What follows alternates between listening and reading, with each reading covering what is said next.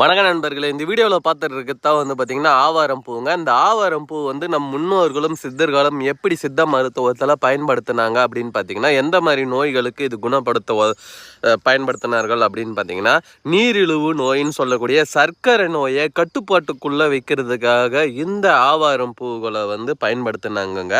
அது மட்டும் இல்லை, ஆண்களுக்கு ஏற்படக்கூடிய ஆண்மை குறைவு பிரச்சனையை சரி செய்வதற்காக இந்த ஆவாரம் பூ பயன்படுத்தினார்கள்.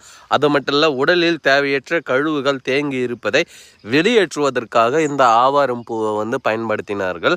அது மட்டும் இல்லாமல் பெண்களுக்கு அந்த மாதவிடாய் கோளாறுகள், கர்ப்பப்பை சம்பந்தப்பட்ட கோளாறுகள் ஏற்பட்டு இருந்தால் அதை சரி பண்ணுறதுக்காக இதை பயன்படுத்தினாங்க. இதை நம்ம எப்படி பயன்படுத்தணும் அப்படின்னு பார்த்தீங்கன்னா, ஒரு கைப்பிடி அளவு இந்த பூகளை பிரிச்சுக்கோங்க. ஆவாரம் பூவில் பிரித்து ஒரு 4 டம்ளர் தண்ணி எடுத்து நல்லா ஒரு 1.5 டம்ளர் தண்ணி வர அளவுக்கு நல்லா கொதிக்க வச்சு குடிச்சிட்டு வாங்க வெறும் வயிற்றுல.